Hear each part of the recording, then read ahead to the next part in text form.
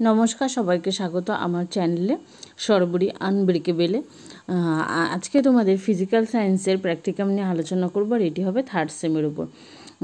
তোমরা দেখেই বুঝতে পারছো পেডাগোগাল অ্যানালাইসিস নিয়ে আলোচনা করতে চলেছি। এর আগে ফিজিক্যাল সায়েন্সের আরেকটা পেডাগোগাল অ্যানালাইসিসের ভিডিও আপলোড করা আছে, এটা নিয়ে তোমাদের 2 নম্বর ভিডিও। দেখো, প্রথমে দেখে নিই যে সূচিপত্র কী বলা আছে। ভূমিকা, তারপরে একটা হচ্ছে শিক্ষা বিজ্ঞান ভিত্তিক পাঠ বিশ্লেষণের ধারণা, শিক্ষা বিজ্ঞান ভিত্তিক পাঠ বিশ্লেষণের উদ্দেশ্য, শিক্ষা বিজ্ঞান ভিত্তিক পাঠ বিশ্লেষণের তাৎপর্য, শিক্ষা বিজ্ঞানসম্মত নমুনা, তারপরে অভিজ্ঞাপত্রের খসড়া, পারদর্শিতার অভিজ্ঞাপত্র, উপসংহার। তাহলে প্রথম পয়েন্টে ভূমিকাতে সবার প্রথম আমরা দেখে নেব যে পেডাগোগি শব্দটি কোথা থেকে এসেছে এবং এর অর্থ কী। অর্থাৎ পেডাগোগি কথাটির পুরো অর্থ হলো শিশুকে শেখানোর কলা ও বিজ্ঞান। পেডাগোগি হলো শিক্ষণ কেন্দ্রিক নির্দেশনা। ইংরেজিতে পেডাগোগি ব্যবহার করা হয় নির্দেশনামূলক তত্ত্ব হিসাবে। পেডাগোগিক্যাল মডেল অফ ইনস্ট্রাকশন এর উৎপত্তি মোনাজিক স্কুল অফ ইউরোপ থেকে। মধ্যযুগে শিশুরা সন্ন্যাসীদের কাছ থেকে শিক্ষা লাভ করত নির্দেশনা প্রথার মাধ্যমে। এর ফলে শিশুরা বিশ্বাসী, শৃঙ্খলাপরায়ণ এবং দক্ষ হয়ে উঠত গির্জা চালানোর কাজে। তাহলে প্রথমে আমরা দেখে নিলাম পুরো পেডাগোগি জিনিসটা বলতে কী বোঝাচ্ছে এবং পেডাগোগিক্যাল অ্যানালাইসিস এই কথাটার মানে কি। এর পরবর্তী পয়েন্ট দেখে নিই।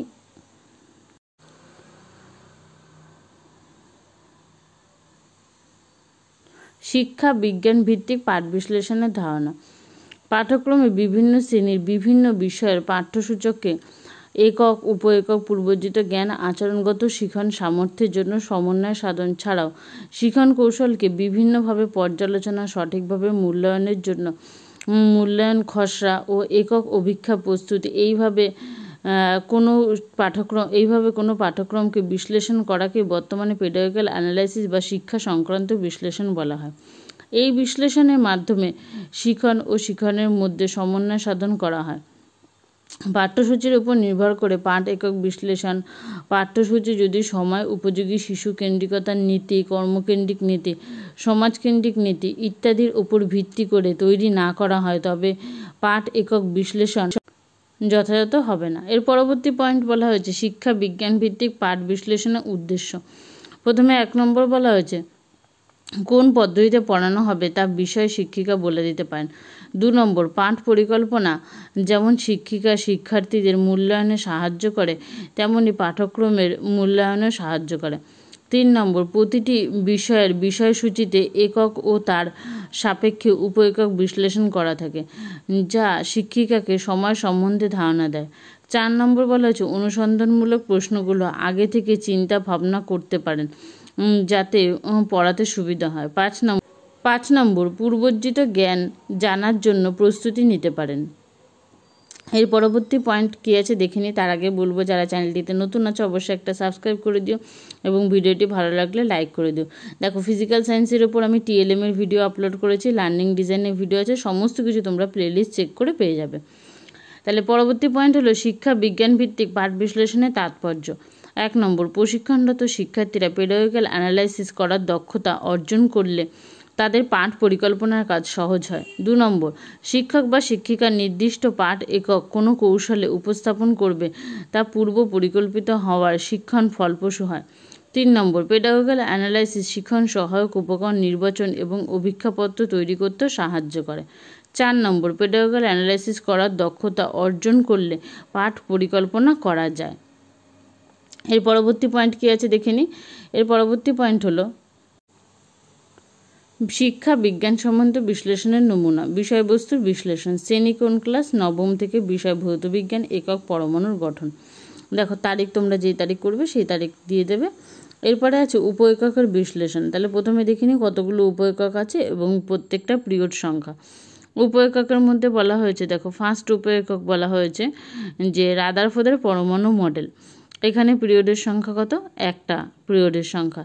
এরপরে 2 নম্বর উপ একক হলো আইসোটোপ, আইসোবার, আইসোটোন, নিউক্লিয় বল ও পরমাণুর ইলেকট্রন বিন্যাসের ধারণা। এটা হচ্ছে পিরিয়ড সংখ্যা 2, অর্থাৎ এটার জন্য 2টো পিরিয়ড লাগবে। তাহলে আমরা দেখে নিলাম দুটো উপেকক এবং পিরিয়ডের সংখ্যা দেখে নিলাম। এবার বলেছে উপরোক্ত উপেককগুলোকে পাঠ বিশ্লেষণের জন্য নির্বাচন করা হলো।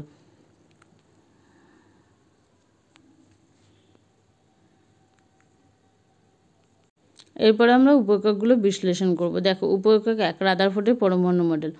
বিষয়বস্তু সংক্ষিপ্ত ধারণা। আলফা কণা বিক্ষেপণ পরীক্ষার ফলাফল থেকে রাদারফোর্ড একটি পরমাণু মডেল উপস্থাপন করেন। এই পরমাণু মডেলের মূল প্রতিপাদ্যগুলি হলো: পরমাণু নিরেট নয়, এর মাঝের অংশের বেশিরভাগই ফাঁকা। তারপরে হচ্ছে পরমাণু প্রায় সমগ্র ভর পরমাণুটির কেন্দ্রে অতি ক্ষুদ্র স্থানে অবস্থিত, একে পরমাণু নিউক্লিয়াস বা কেন্দ্রক বলা হয়।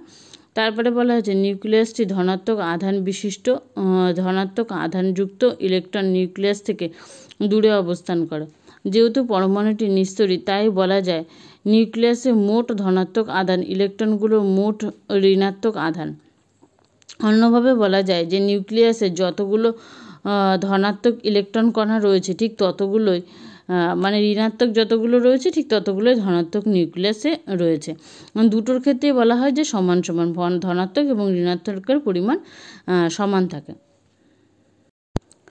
এরপরে আছে উপেকক 2, আইসোটোপ, আইসোবার, আইসোটোন, নিউক্লিয় বল ও পরমাণুর ইলেকট্রন বিন্যাসের ধারণা। বিষয়বস্তু সংক্ষিপ্ত ধারণা। আইসোটোপ একই মৌলের বিভিন্ন পরমাণু যাদের পরমাণু ক্রমাঙ্ক একই হওয়া সত্ত্বেও পরমাণুগুলোর নিউক্লিয়াসে ভিন্ন ভিন্ন সংখ্যক নিউট্রন থাকার জন্য ভর সংখ্যা আলাদা হয়, তাদের পরস্পরের আইসোটোপ বলা হয়। যেমন 1H1 1H2, অর্থাৎ হাইড্রোজেনের দুটো আইসোটোপ এখানে উদাহরণ দেওয়া হয়েছে, 3টে আইসোটোপ থাকে। আইসোবার একই ভর সংখ্যা বিশিষ্ট কিন্তু আলাদা আলাদা পরমাণু ক্রমাঙ্ক বিশিষ্ট বিভিন্ন মৌলের পরমাণুগুলোকে পরস্পরে আইসোবার বা সমভর বলা হয়। যেমন 18Ar40 আর্গনের ক্ষেত্রে এবং 19K40 পটাশিয়াম। তাহলে এটা হচ্ছে আইসোটোন। দুটি মৌলের পরমাণু ভর সংখ্যা এবং পারমাণবিক সংখ্যা উভয় বিভিন্ন, অথচ নিউট্রন সংখ্যা সমান হলে তাদের আইসোটোন বলা হয়। যেমন 14Si30 15 পটাশিয়াম 31। পূর্বজ্জিত জ্ঞান। 1 নম্বর, শিক্ষার্থীরা ডাল্টনের পরমাণুবাদের স্বীকার্যগুলো বিবৃতি করতে পারবে। 2 নম্বর, সৌরজগৎ ও পরমাণুর গঠনের তুলনা করতে পারবে। 3 নম্বর, ইলেকট্রন ও প্রোটনের ভর ও আধান জানবে। 4 নম্বর, প্রোটন, ইলেকট্রন ও নিউট্রনের ধর্মগুলো জেনে পরমাণু নিস্তরিত হওয়ার কারণ বিশ্লেষণ করতে পারবে। এর পরবর্তী পয়েন্ট হলো শিক্ষা সংক্রান্ত উদ্দেশ্যাবলী। উপেকক 1, বৌদ্ধিক ক্ষেত্র। কি বলা হয়েছে দেখো, এখানে প্রথমে বলা হয়েছে স্মরণ থেকে কিছু জানতে। 1 নম্বর, রাদারফোর্ডের আলফা কণা পরীক্ষাটির মূল বিষয় স্মরণ করে বলতে পারবে। তার হচ্ছে পরমাণুর প্রাথমিক কণাগুলোর নাম স্মরণ করে বলতে পারবে। এরপরে স্মরণের পরবর্তী পয়েন্ট হলো অনুধাবন। অনুধাবন থেকে 1 নম্বরে বলা হয়েছে রাদারফোর্ডের আলফা কণা পরীক্ষা থেকে সিদ্ধান্ত গ্রহণ করে তা পরমাণুর গঠনের সঙ্গে তুলনা করতে সমর্থ হবে। 2 নম্বর, রাদারফোর্ডের পরমাণুর মডেলের প্রধান সীমাবদ্ধতাগুলো উল্লেখ করতে পারবে।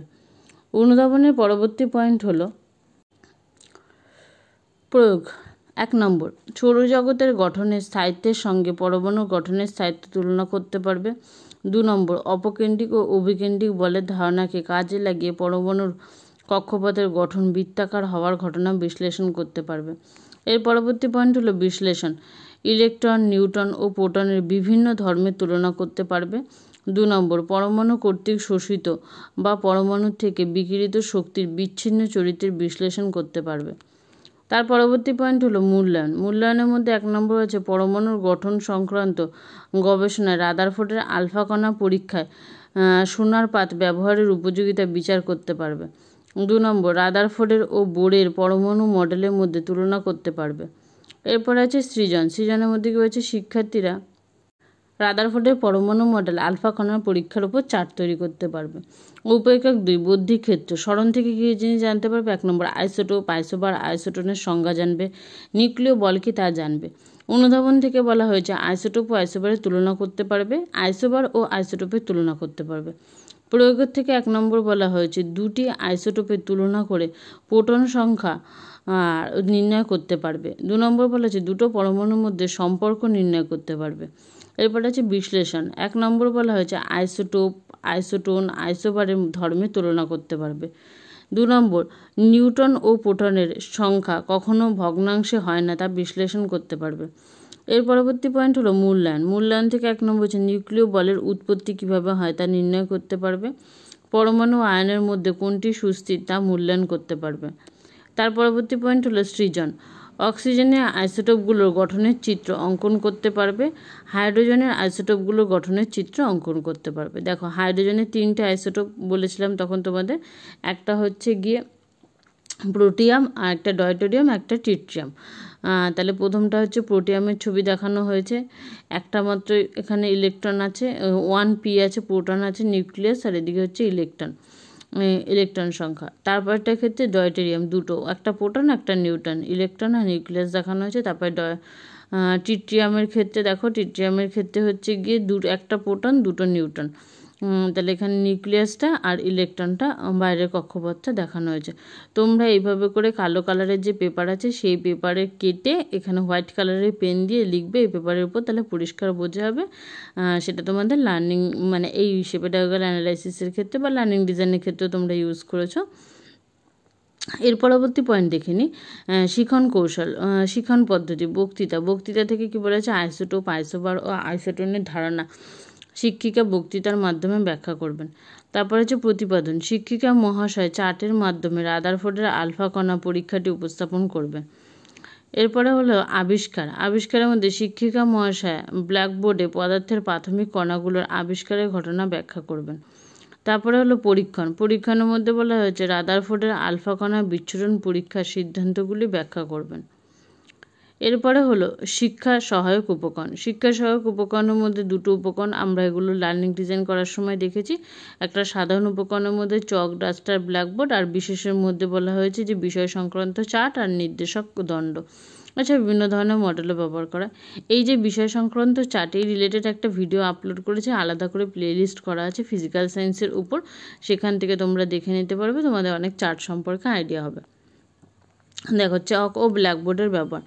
শিক্ষিকা মহাশয় হাইড্রোজেনের আইসোটোপগুলো নিউক্লিয়াসের গঠন চকের সাহায্যে ব্ল্যাকবোর্ডে দেখাবেন। যেটা কিছুক্ষণ আগে ব্ল্যাকবোর্ডের উপর একটা দেখানো হলো নমুনা, ঠিক এরকমভাবে ব্ল্যাকবোর্ডে তিনি হাইড্রোজেনের আইসোটোপগুলো এঁকে সেটা বোঝাবেন। সেক্ষেত্রে শিক্ষার্থীদের ধারণা হবে এবং তাদের বুঝতেও সুবিধা হবে। এরপর হচ্ছে কাজের পাতা। দেখো ভর সংখ্যা সমান সমান ড্যাশ সংখ্যা প্লাস নিউটনের সংখ্যা। তারপর 2 নম্বর বলা হয় যে 6e14 ও 7n14 পরমাণু দুটি পরস্পরের ড্যাশ। 3 নম্বর বলা হয়েছে ম্যাগনেসিয়াম পরমাণুর পারমাণবিক সংখ্যা 12 হলে ম্যাগনেসিয়াম 2+ আয়নের ইলেকট্রনের সংখ্যা কত। 4 নম্বর বলা হয়েছে 17Cl35 পরমাণু ইলেকট্রন বিন্যাস দেখাও। এরপরে আছে বিষয়বস্তুর ধারণা ও উদাহরণ। উদাহরণের মধ্যে 1 নম্বর আইসোটোপ। আইসোটোপের উদাহরণ 1H1, 1H2, 1H3, এরা পরস্পরের আইসোটোপ। 2 নম্বর বলা হয়েছে আইসোবার 20Ca40 এবং 18Ar40 এর পরস্পরে আইসোবার। তারপরটা হচ্ছে একটি পরমাণুর ইলেকট্রন বিন্যাস। এই ইলেকট্রন বিন্যাস হচ্ছে 2, 8, 3। পরমাণুটির পারমাণবিক সংখ্যা কত। তাহলে পারমাণবিক সংখ্যা কী হবে, সবসময় যোগ করে দেওয়া হবে ইলেকট্রন সংখ্যাগুলোকে। 2 + 8 + 3 সমান কত হলো, টোটাল 13 হলো ওই পরমাণুর ইলেকট্রন সংখ্যা বা পারমাণবিক ক্রমাঙ্ক। আমরা জানি পারমাণবিক ক্রমাঙ্ক সমান ইলেকট্রন সংখ্যা বা প্রোটন সংখ্যা, দুটোই কী হয়, সেম হয়। দেখো এর পরবর্তী পয়েন্টে দেখে নিই। দেখো এরপরে আছে অভিজ্ঞাপত্রের খসড়া। এই জায়গাটা বুদ্ধি ক্ষেত্র খুব ভালো করে দেখে নাও। দেখো জ্ঞানমূলক ক্ষেত্রের মধ্যে ভাগগুলো যেখানে দেওয়া আছে, যেটা হচ্ছে কি তথ্যগত, ধারণাগত, পদ্ধতিগত এবং অধিজ্ঞান সম্বন্ধীয় জ্ঞান ধারণা। এরপরে দেখো স্মরণ, উপলব্ধি, প্রয়োগ করা, বিশ্লেষণ করা, মূল্যায়ন করা, সৃজন। প্রত্যেকটার মধ্যে আলাদা আলাদা করে ভাগ আছে। স্মরণের মধ্যে আবার 3টে ভাগ আছে, অতি সংক্ষিপ্ত, সংক্ষিপ্ত, রচনাধর্মী। ঠিক এই একই রকমভাবে করে প্রত্যেকটা পার্টের মধ্যে ভাগ আছে। আর আমরা দেখতে পাচ্ছি ব্র্যাকেটের ভিতরে একটা নাম্বার আছে এবং ব্র্যাকেটের বাইরে একটা নাম্বার আছে, অর্থাৎ ব্র্যাকেটের ভিতরে প্রশ্ন সংখ্যা কতগুলো এবং ব্র্যাকেটের বাইরে হচ্ছে মার্কস। এইভাবে করে কোন পার্টটা থেকে কতগুলো প্রশ্ন করা হচ্ছে এবং মোট নাম্বার 9। তাহলে এক্ষেত্রে টোটাল কত নম্বরে কোশ্চেন করা হচ্ছে, 20 নম্বর। তাহলে পার্সেন্টেজ যখন করবো আমরা, শতকরা কত হবে, 100%। ডান দিকেও দেখো টোটাল করে শতকরা কত পার্সেন্টেজ দেওয়া আছে এবং নিচের দিকেও দেওয়া আছে টোটাল করে শতকরা কত পার্সেন্টেজ। এই পুরো ছকটা আমি একটা পেজে খুব ভালোভাবে দেখিয়ে দিলাম, তোমাদের পুরো সেম টু সেম এই ছকটা করতে হবে এবং এইটাই সবথেকে ইম্পর্টেন্ট হলো এই পুরো প্র্যাকটিকামের এই জায়গাটা। এরপরে দেখো পারদর্শিতার অভিজ্ঞাপত্র অর্থাৎ কোশ্চেন পেপারটা, শ্রেণী নবম, বিষয় ভৌতবিজ্ঞান, পূর্ণমান 20, সময় 40 মিনিট। 1 নম্বর অতি সংক্ষিপ্ত উত্তর দাও। সেখান থেকে 1 নম্বর হচ্ছে 14s30 এবং ওটা হচ্ছে 15p30, পরমাণু দুটি পরস্পরের ড্যাশ। 2 নম্বরটা হচ্ছে 92 ইউরেনিয়াম 235, পরমাণু নিউক্লিয়াসে নিউটন আছে ড্যাশ। 3 নম্বর এল কক্ষে সর্বাধিক ড্যাশ ইলেকট্রন থাকতে পারে। 4 নম্বর ওটা হচ্ছে এম কক্ষে সর্বোচ্চ ইলেকট্রন সংখ্যা ধারণ ক্ষমতা ড্যাশ। 5 নম্বর সাধারণ হাইড্রোজেনের সংকেত কী। 2 নম্বর বলা হচ্ছে সংক্ষিপ্ত উত্তর দাও। 1 নম্বর রাদারফোর্ডের পরমাণু মডেলের 2টি ত্রুটি লেখো। 2 নম্বর আইসোটোপের 2টি ব্যবহার লেখো। 3 নম্বর পরমাণু নিঃসরিত হয় কেন। 4 নম্বর পরমাণুর মধ্যে ইলেকট্রন, প্রোটন ও নিউট্রনের অবস্থান কোথায়। 5 নম্বর বলা হচ্ছে নিউক্লিয় বলের বৈশিষ্ট্যগুলি লেখো। 3 নম্বর রচনাধর্মী প্রশ্নের উত্তর দাও। অক্সিজেনের আইসোটোপগুলোর গঠন চিত্রসহ বর্ণনা করো। তোমরা খেয়াল করে দেখবে প্রথমটা হচ্ছে 1 নম্বরের প্রশ্ন ছিল 5টা 5 নম্বর, তারপরে 2 নম্বরে 5টা 10 নম্বর, আর লাস্টে হচ্ছে রচনাধর্মী একটা 1 নম্বর 5 নম্বর। আচ্ছা, সবার লাস্ট পয়েন্ট উপসংহার। তোমরা এখান থেকে উপসংহারটা লিখে নেবে। এই পর্যন্ত ছিল সম্পূর্ণ তোমাদের পেডাগোজিক্যাল অ্যানালাইসিস ভিডিওটি ফিজিক্যাল সায়েন্সের উপর। আর এর আগেও একটা আপলোড করেছি, এটা 2 নম্বর। ভিডিওটি ভালো লাগলে অবশ্যই একটা লাইক করে দেবো। এখানে ভিডিওটি শেষ করছি।